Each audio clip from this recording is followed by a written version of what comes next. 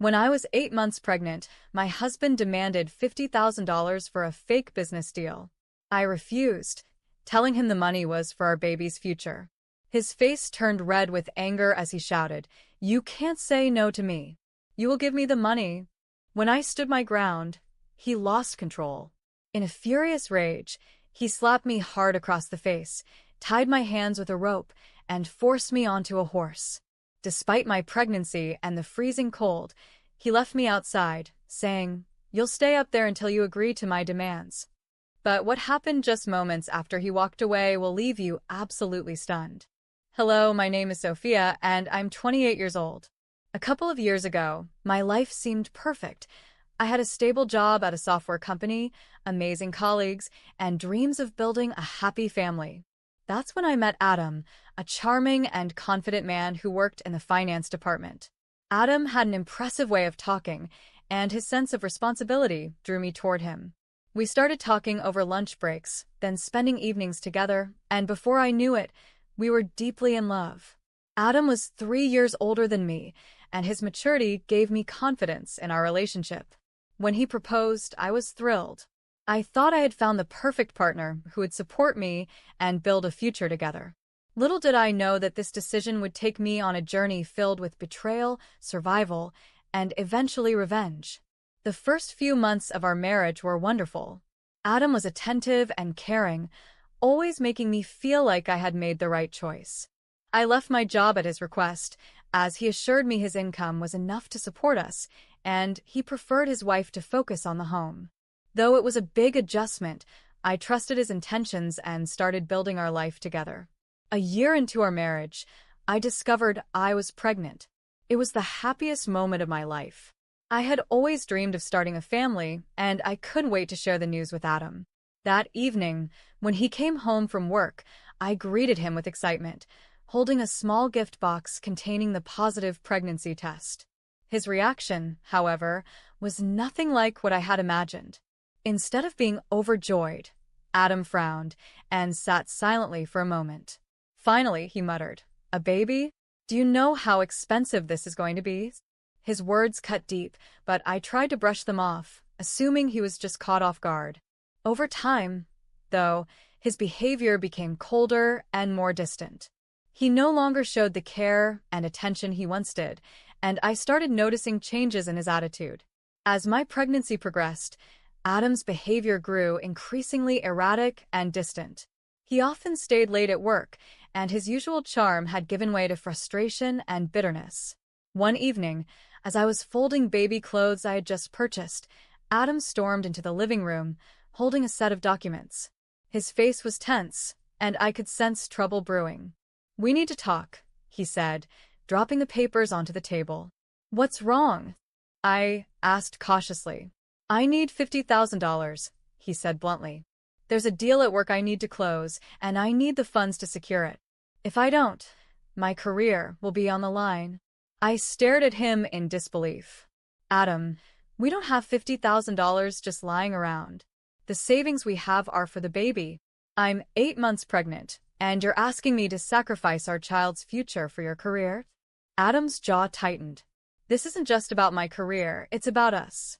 If I lose this deal, I could lose my position, and then how will I provide for you and the babies?" I shook my head firmly. "Adam, this is your responsibility to fix. You're asking me to risk everything we've saved for a deal you're not even sure will work. I can't do that." "Then ask your parents," he snapped. "They're well off. They can give us the money." His words hit me like a slap. "Adam, my parents have done enough for us already. I won't go to them for money, especially not for something this reckless." My refusal only seemed to ignite his temper further. "You think you can just say no to me? Do you have any idea what I'm dealing with?" His voice rose, and I instinctively took a step back, clutching my swollen belly. "I'm thinking about our baby," I said, my voice shaking. "Not about a gamble you're willing to make." Adam's face twisted with rage. Without warning, he slapped me hard across the face. The force of his hand made me stumble back, tears welling in my eyes from the shock and pain. "You dare defy me?" he shouted. "You're my wife, and you will do as I say." I barely had time to recover before he grabbed a rope from the corner of the room. Before I could protest, he tied my hands tightly and dragged me outside into the cold night air.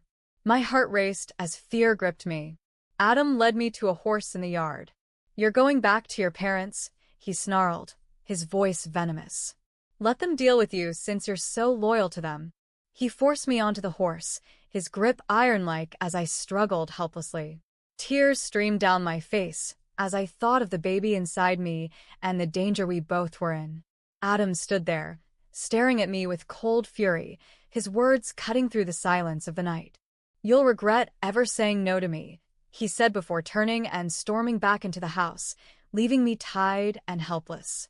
As the cold night air bit into my skin, I realized I couldn't just sit there, bound and vulnerable. The ropes around my wrists dug into my skin painfully, but I knew I had to find a way to free myself. My baby's safety depended on it. I shifted cautiously, testing the knots on my wrists. The ropes were tight, but they weren't perfect. Using the edge of the saddle, I began rubbing the ropes against it, trying to loosen the bindings.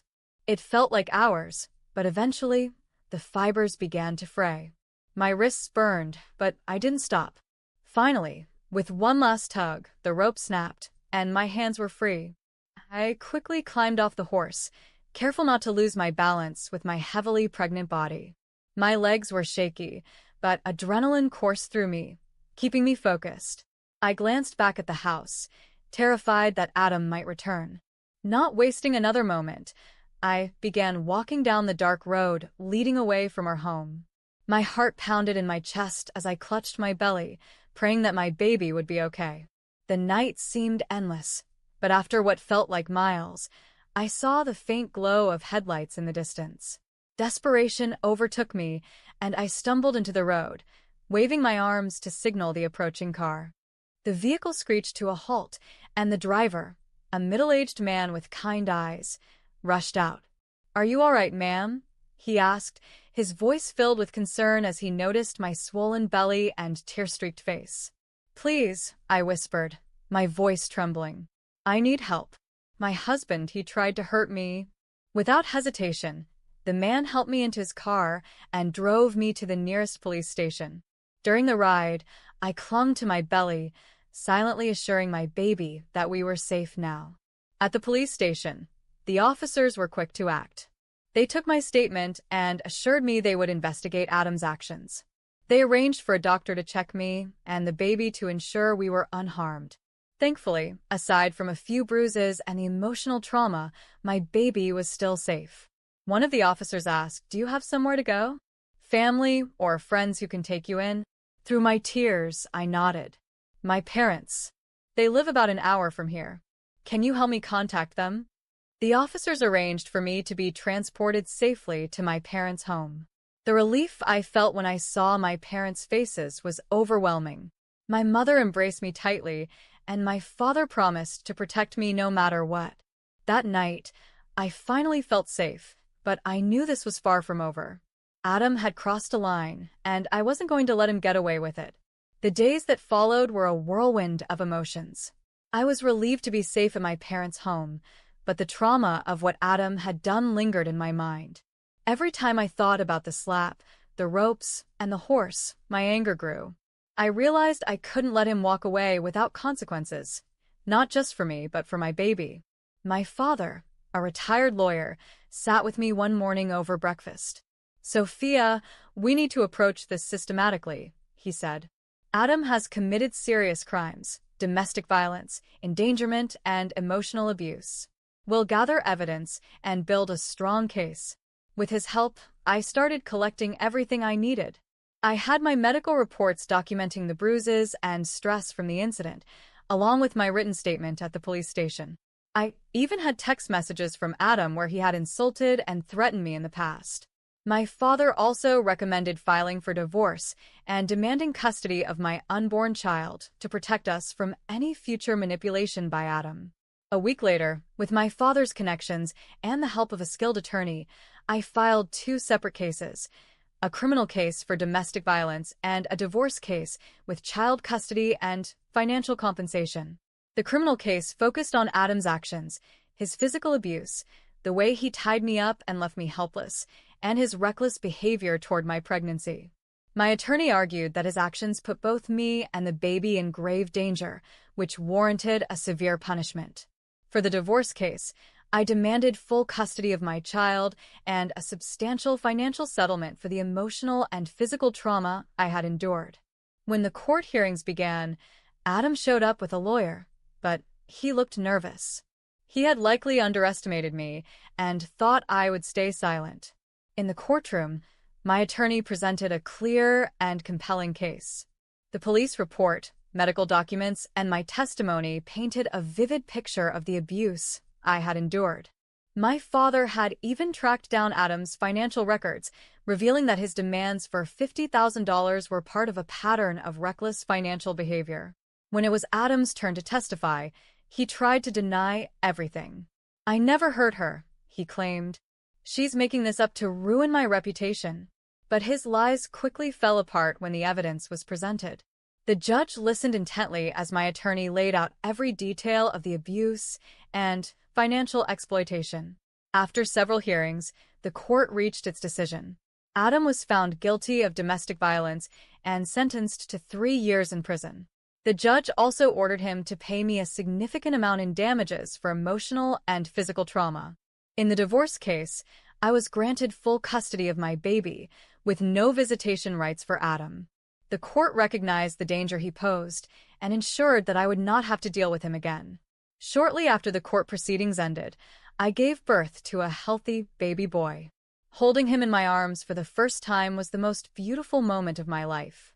I named him Ethan, a name that symbolized strength and resilience. As I looked at his tiny face, I promised him that I would build a better future for us. Adam was no longer a part of our lives, and I was free to raise my son in a loving and safe environment. The months following Ethan's birth were filled with challenges, but also hope. With Adam out of our lives, I felt a sense of freedom I hadn't experienced in years. My parents' unwavering support became the foundation of my new beginning. They helped me care for Ethan, allowing me the time and space to plan for our future. After settling into a routine with Ethan, I decided it was time to rebuild my career. Leaving the job I loved had been one of Adam's earliest demands, but now I had the opportunity to reclaim my independence. With my father's connections and my previous experience in the software industry, I secured a position at a reputable tech company. My new role was flexible, enabling me to balance work and motherhood. Returning to work gave me a renewed sense of purpose and confidence. Adam's arrest and the court proceedings had made headlines in our local community, but I refused to let the gossip and judgment define me. Instead, I used my story to inspire others. I connected with women who had experienced similar abuse and began volunteering with organizations that supported survivors of domestic violence. Sharing my journey was therapeutic. It allowed me to heal and gave me the strength to help others see that leaving an abusive relationship wasn't the end. It was the beginning of something better. With my new job, I started saving aggressively to ensure Ethan's future was secure. My father, who had always been a brilliant financial planner, helped me set up investments and a trust fund for Ethan. "You've shown remarkable strength, Sophia," he said one evening. "Now, let's make sure Ethan never has to face the struggles you did." These words became my mission. Everything I did, from advancing in my career to building a stable home, was for Ethan. One day, a letter from Adam arrived at my parents' house. Against my better judgment, I opened it. He apologized for everything, blaming his actions on financial stress and his upbringing. He begged for forgiveness and asked for another chance to be in Ethan's life. I stared at the letter for a long time before tearing it in half. I had given Adam too many chances, and he had squandered every one. His words couldn't erase the pain he had caused or undo the damage to our family. I decided not to respond. A year later, life looked completely different. Ethan had grown into a curious, happy toddler, and I had been promoted at work. I had also moved into a cozy apartment close to my parents, giving us the perfect balance of independence and support. Looking back, I realized how far I had come. The fear and helplessness I once felt had been replaced with strength and resilience. Adam's actions had nearly destroyed me, but instead, They became the catalyst for my transformation. Now, every time I held Ethan or watched him take his first steps, I felt an overwhelming sense of gratitude for the life I had rebuilt. I was no longer just surviving, I was thriving. Thank you for staying with me through this intense story. If you enjoyed it and want to hear more stories like this, please like this video, leave a comment sharing your thoughts, and don't forget to subscribe to the channel for more captivating content. Your support means the world to us. See you in the next story.